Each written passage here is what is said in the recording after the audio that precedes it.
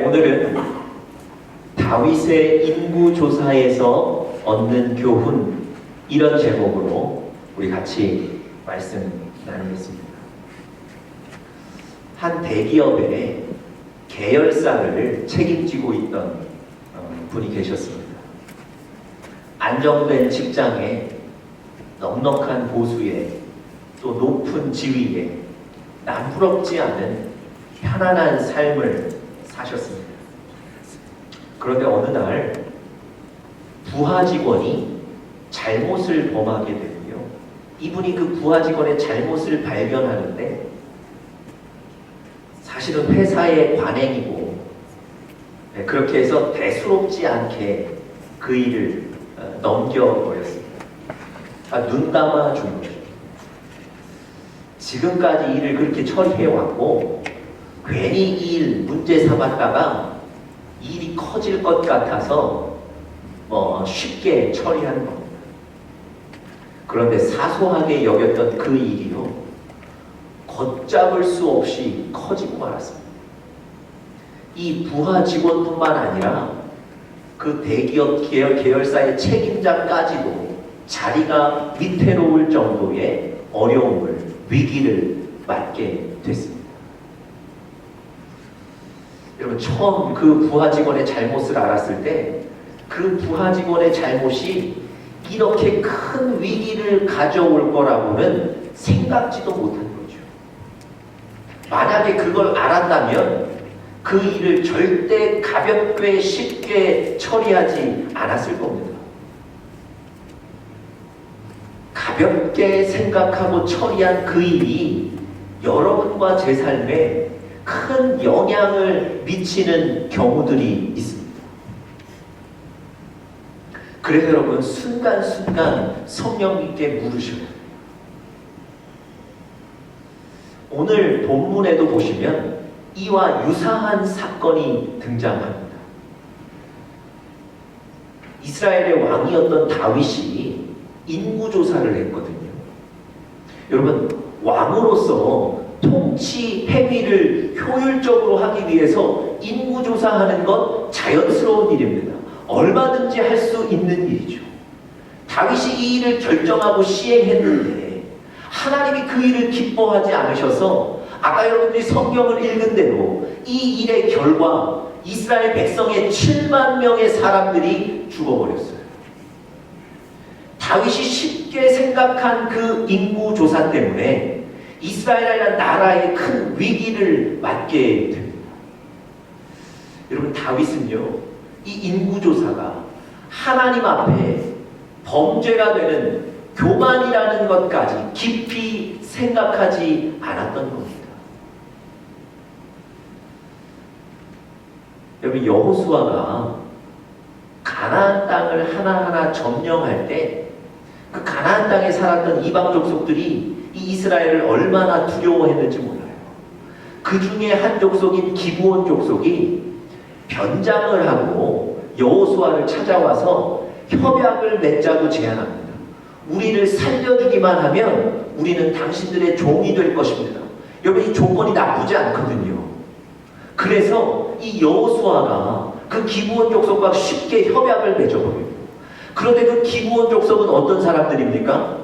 가나안 땅에 살던 이방 족속들, 하나님이 몰아내라고 말씀하셨던 대상 중에 하나예요. 변장을 하고 찾아왔기 때문에 몰랐을 수는 있지만 여호수아가 너무나 쉽게 협약을 맺어버립니다.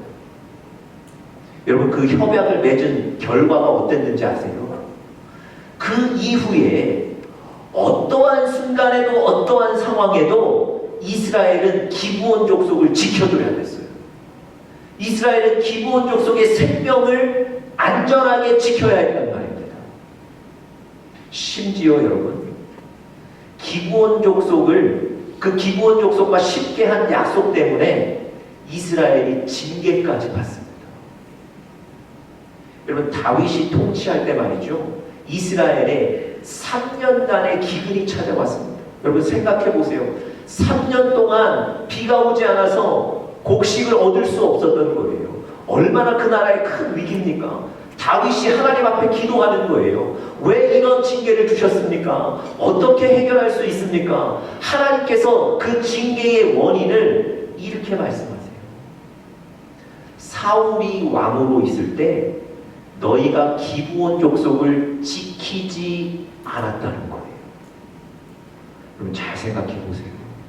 여호수아가 별 생각 없이 쉽게 결정한 그 일 때문에 이스라엘은 3년간의 기근이라는 징계를 당하기도 했다는 말이에요. 여러분, 여러분과 저의 삶에도요, 아주 쉽게 가볍게 결정하고 시행하는 일들이 많이 있습니다. 그 결과는요, 오롯이 우리들의 책임입니다. 그것이 여러분과 저의 삶의 올무가 될 수 있다는 거예요.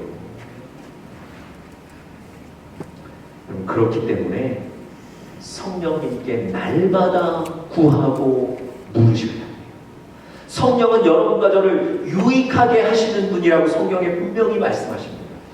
유익하게 한다는 얘기는 무슨 얘기입니까? 어떤 길이 옳은 길인지, 어떤 길이 내가 가야 할 길인지를 아신다는 거예요.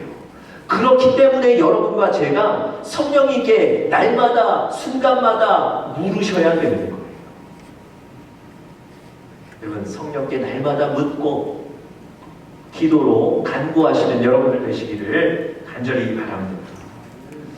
오늘 우리가 사무엘하 24장을 읽었는데요. 이 본문은 사무엘하의 가장 마지막에 나와 있는 장입니다. 동시에 다윗이 왕으로서의 통치 시기의 가장 마지막 부분이기도 합니다. 하나님으로부터 늘 사랑받았고요, 백성들로부터 존경받았던 다윗이 오늘 본문의 인구조사 사건 때문에 자기 통치 인생에 큰 오점을 남기게 됩니다. 여러분, 과연 그 인구조사가 어떤 의미가 있었을까요? 왜 하나님은 그 인구조사 때문에 이스라엘을 징계하셨을까요? 그 인구조사에서 오늘 여러분과 제가 얻을 수 있는 교훈이 무엇일까요? 우리 세 가지로 좀 살펴보면서 오늘 여러분과 저의 삶에 도전이 될 수 있기를 바랍니다. 첫 번째로요, 그 인구조사에서 얻을 수 있는 교훈 첫 번째, 여러분과 제가 믿음의 눈을 열어야 한다는 것입니다. 믿음의 눈을 열어야 합니다. 다시 말씀드리면 우리 눈에 보이는 것, 그 숫자에 우리의 마음을 빼앗기시면 안 된다는 거예요. 여러분, 다윗이 시행한 그 인구조사가 어떤 의미가 있는지, 다윗이 어떤 동기에서 그 인구조사를 실시했는지를 먼저 이해하실 필요가 있습니다. 여러분, 오늘 본문 9절에 보시면요, 인구조사 결과를 보고하는 내용이 있습니다. 한번 보시겠습니까? 9절입니다.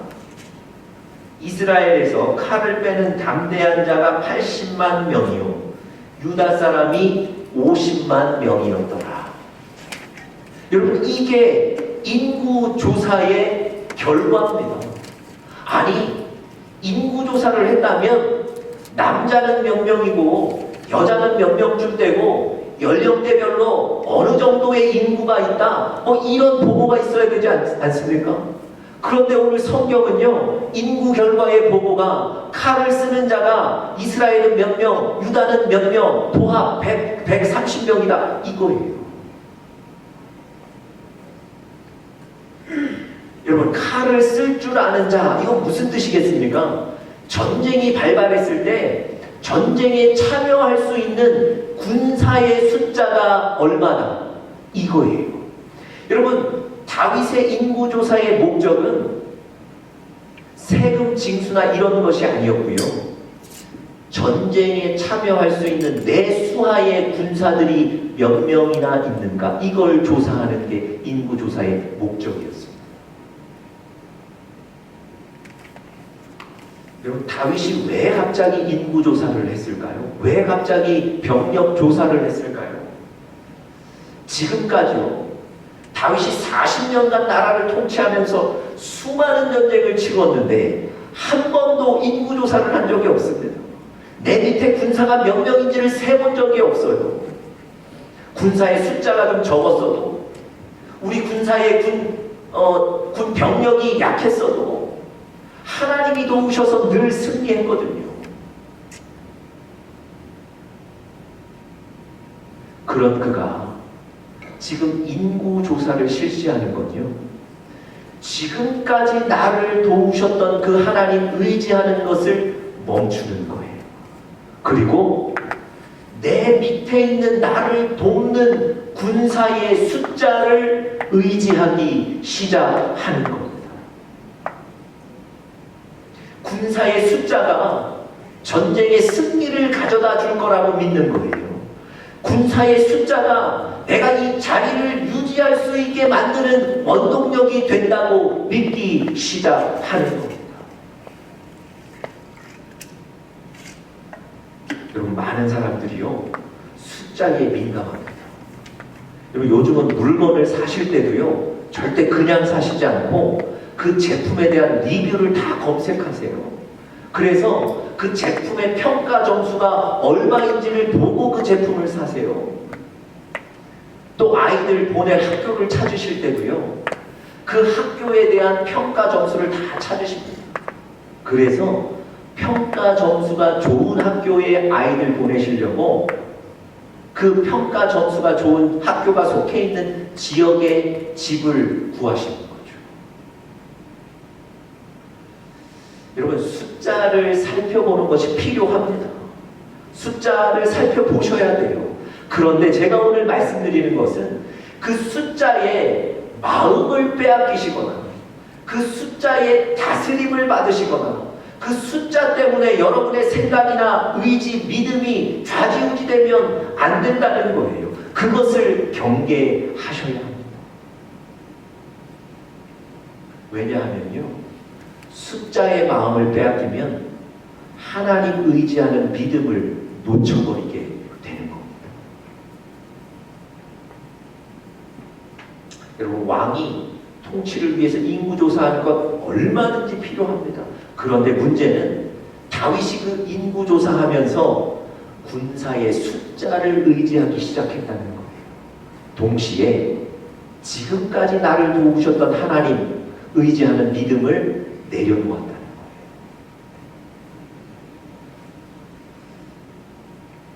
가끔 목회자들 모임에 가면 서로 교회에 대해서 궁금하지 않습니까? 그래서 이렇게들 물어요. 목사님 교회는 몇 명이나 모입니까? 목사님 교회는 1년 예산이 얼마나 됩니까? 목사님 교회는 건물이 있으신가요? 그 건물 모기지 페이먼트를 끝내셨습니까? 아니면 얼마나 남았습니까? 한 달에 얼마쯤 나갑니까?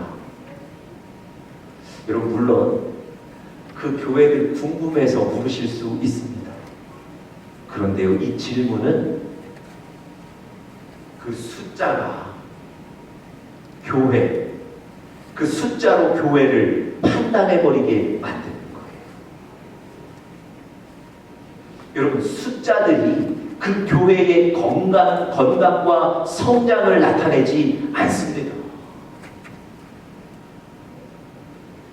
예배가 얼마나 뜨거운지, 하나님의 말씀이 선포되고 있는지, 그 교회의 기도가 끊이지 않고 있는지, 성령의 일하심이 보이는지, 여러분, 이건 물어야 되지 않겠습니까? 제가 2009년도에 노스캐롤라이나의 첫 교회 담임 목사로 나가게 됐는데요. 저를 그 교회의 담임 목회자로 추천해 주신 선배 목사님이 지금은 은퇴하셨는데요. 그분이 제가 그 교회의 담임 목회자로 가게 되었을 때 저를 불러놓고 한 가지 조언을 해주신 게 있어요. 그게 이겁니다. 남 목사, 숫자 때문에 넘어지면 안 되네. 그 얘기를 저에게 해주셨어요.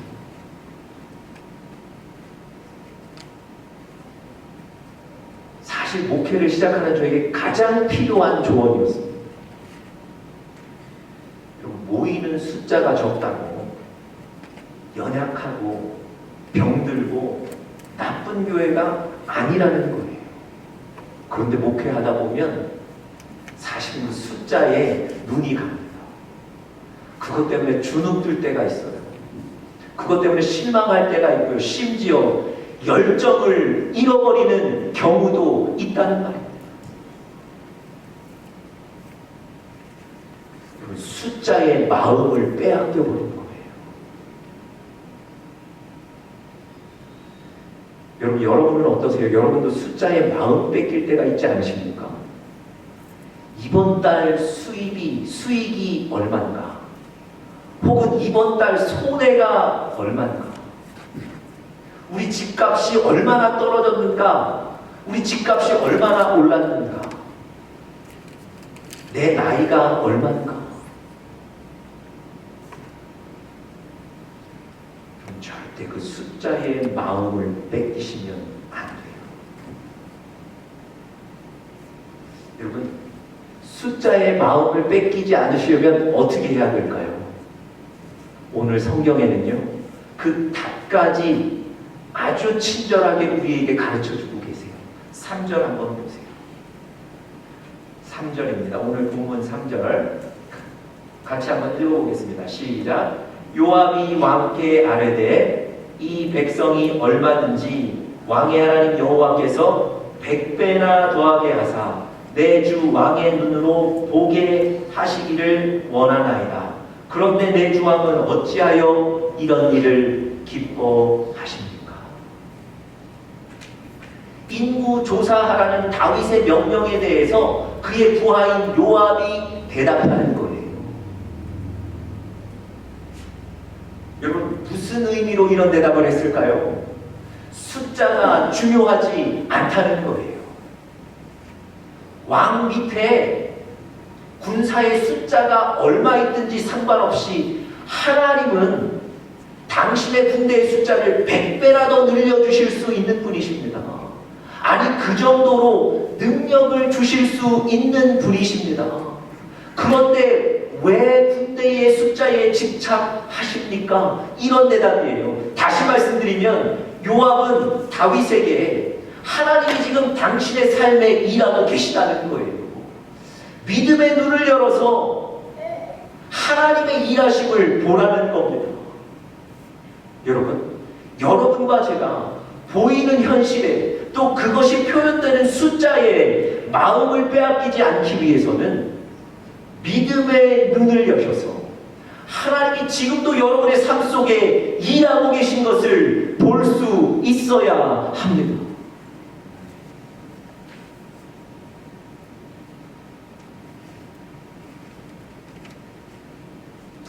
여러분 어떠세요?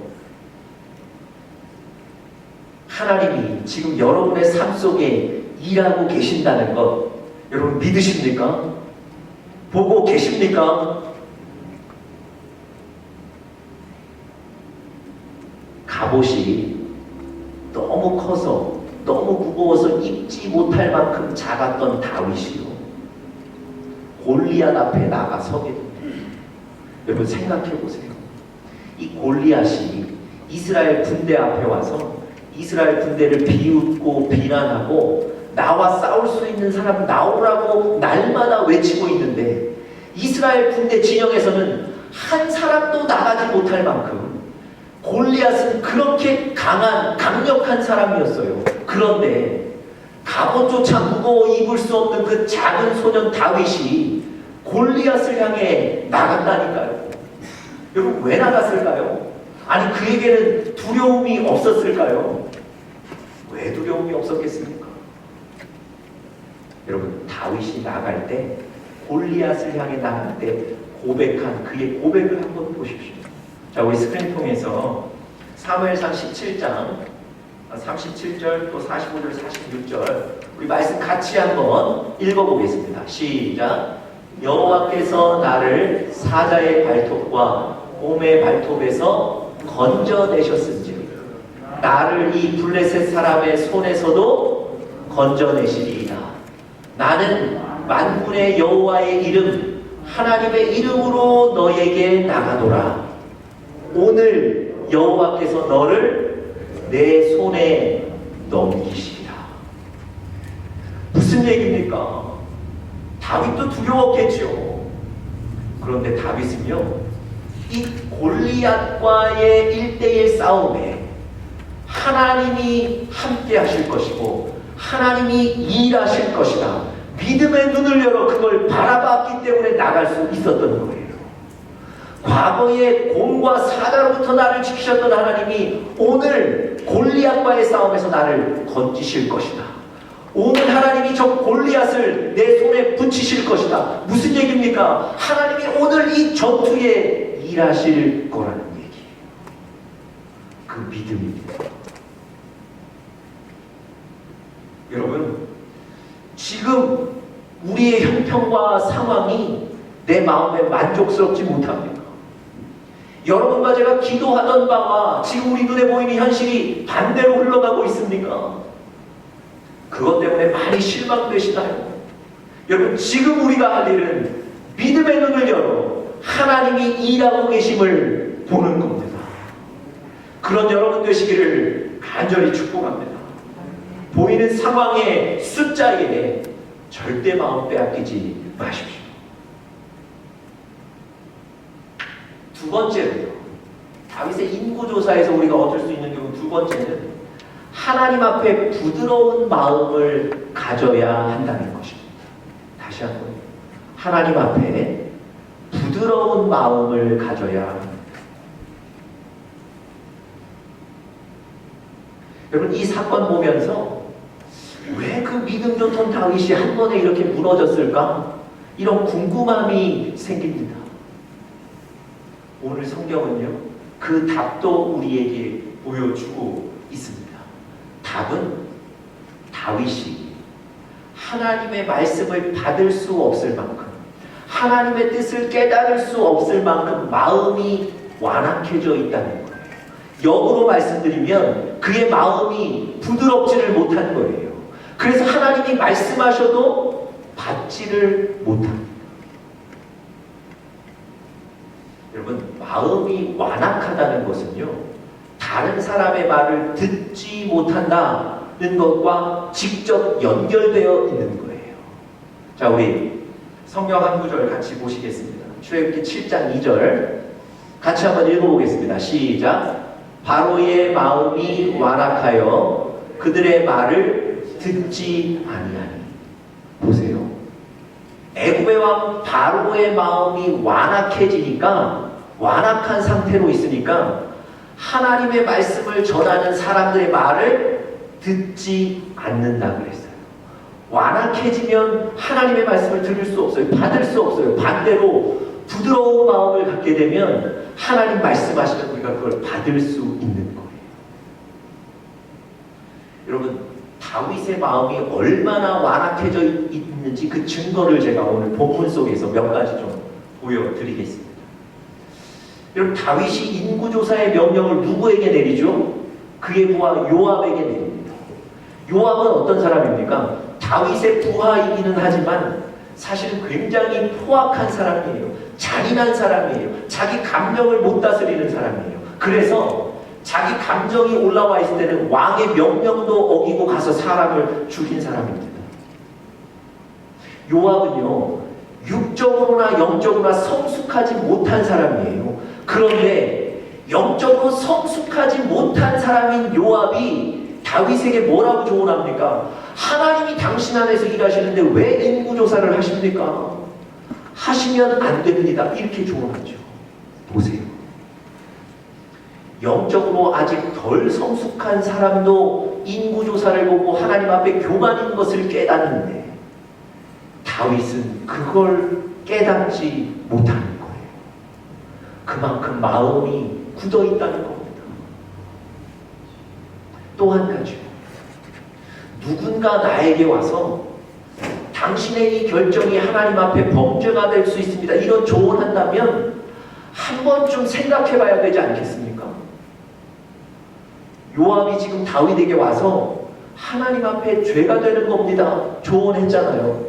아니 다윗이 그렇다면 한번 자신의 결정에 대해서 되돌아볼 만한데 전혀 그 얘기를 듣지 않아요.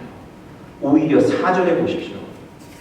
왕의 명령이 요압과 군대 사령관들을 재촉한지라.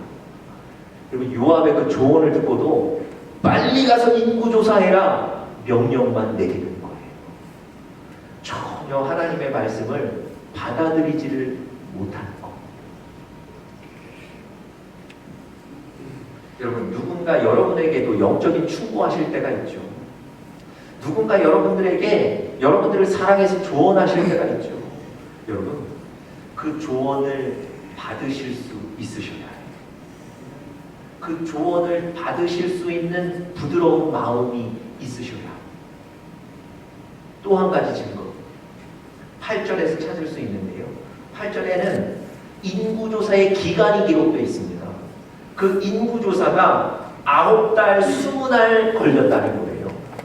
9개월 20일, 거의 10달에 걸쳐서 인구조사를 했다는 거예요. 여러분, 이 기간은 뭘 얘기하는 거겠습니까? 다윗이 10개월 동안 자신의 교만을, 범죄를 깨닫지 못하고 있다는 거예요. 세상에. 1주일, 2주일이면 깨달아야 되는데 10달이 되도록 하나님의 음성을 전혀 듣지 않고 있다는 것. 사람의 마음이 완악해지면요, 1년이고 2년이고 하나님이 주신 말씀을 듣지 않아요.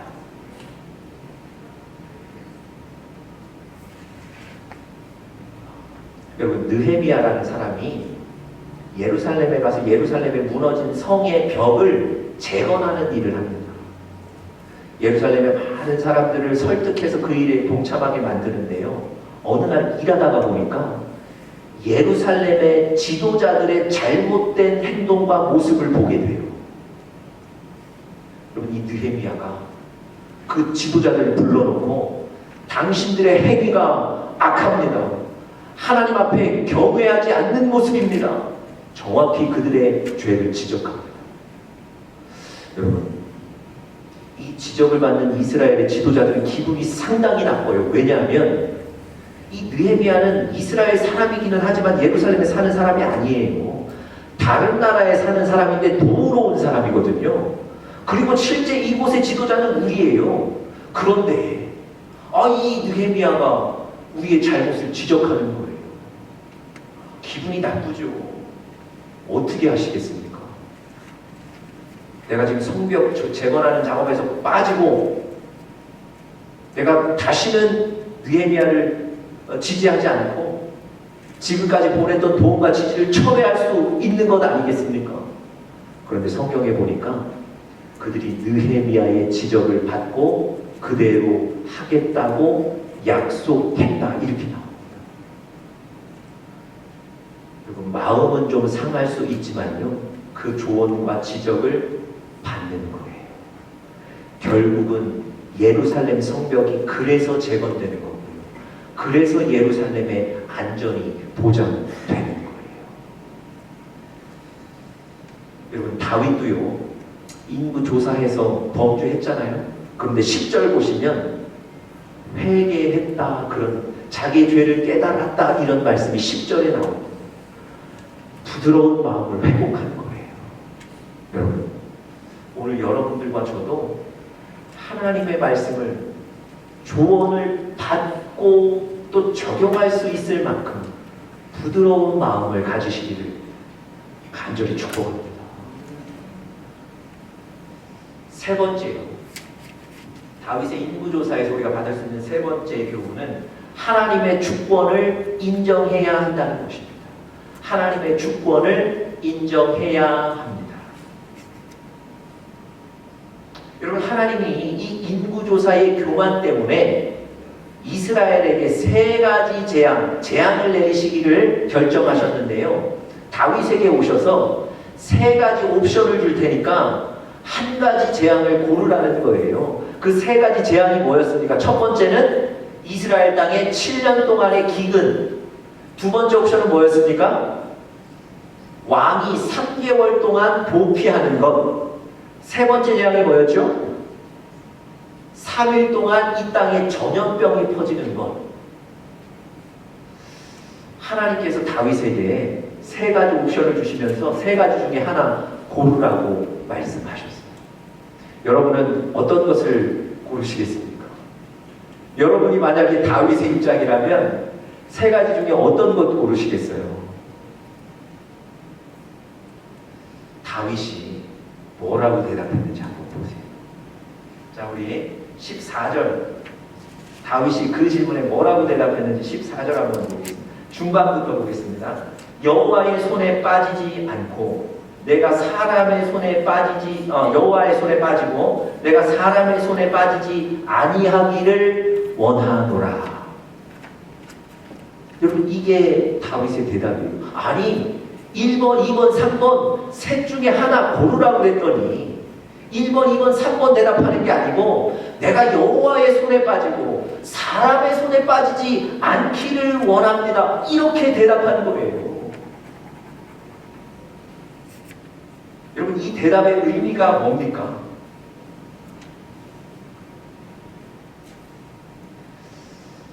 여러분, 지금까지 다윗은 군사의 숫자 조사하면서 군사의 숫자를 의지했잖아요. 그것 붙잡았잖아요. 그런데 내가 이제는 사람의 손에 빠지지 않고 사람 의지하지 않고 여호와 의지하기로 결단하겠습니다. 그래서 여호와의 손에 빠지고 사람의 손에 빠지지 않기를 원한다. 이렇게 고백한 거예요. 여러분, 이 답 이후에 바로 세 가지 그 옵션 중에 하나님 어떤 징계를 주셨습니까? 3일간 전염병이 퍼지는 그 재앙을 이스라엘 땅에 주셨어요. 그리고는 7만 명이 죽었습니다. 여러분, 다윗의 이 대답과 3일간의 전염병이 있는 것하고 무슨 관계가 있을까요? 다윗은 엉뚱한 대답했는데 왜 그 세 가지 중에 하나님은 세 번째 재앙을 주셨을까요? 잘 보세요. 다윗이 군사의 숫자 130만 명 있다 그러니까 안심이 되는 거 아닙니까? 그런데 하나님은요, 하루 이틀만 해도 7만 명을 데려가실 수 있는 분이라는 거, 그걸 보여주시는 거예요. 네가 사람 숫자 때문에 네가 승리할 수 있을 것 같다고 생각하는데 그 사람은 너에게 달려있는 것이 아니다. 여러분, 하루 이틀 만에 이런 많은 사람들을 데려가기도 하시는 거예요.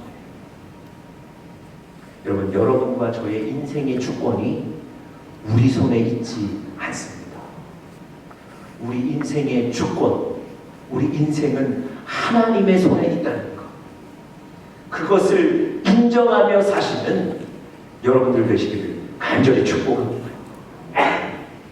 제가 한 가지 얘기만 드리고 오늘 설교를 좀 마치겠습니다. 6.25 한국의 6.25 전쟁 때 이 시력을 잃어버린 아이가 있었는데요. 다행히 미국으로 입양이 돼서 좋은 부모를 만나서 성악을 전공하고 성악가가 됐습니다. 킴 웍스라는 사람인데요.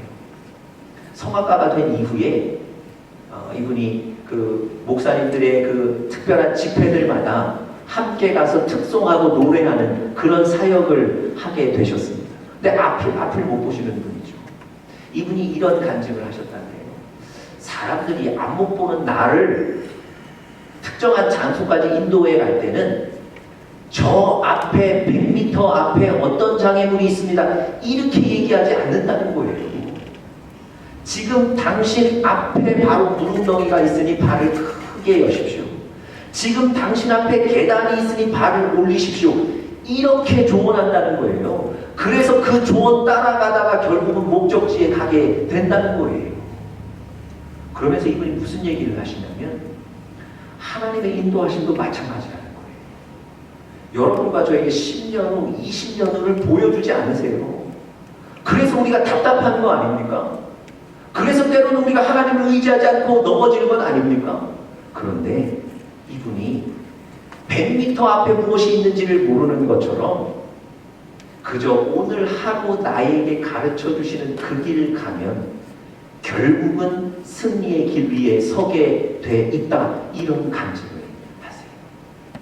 여러분 답답하셔서 하나님의 인도하심이 내 눈에 보이지 않아서 하나님의 주권을 인정하지 않으실 때가 있는데 그럼에도 불구하고 하나님 우리 인생의 주권을 갖고 계시다. 하루 인도하시는 대로 살아가면 그 하나님 때문에 여러분과 제가 승리하게 될 줄 믿습니다. 그런 우리 사랑하는 교인들 되시기를 간절히 축복합니다.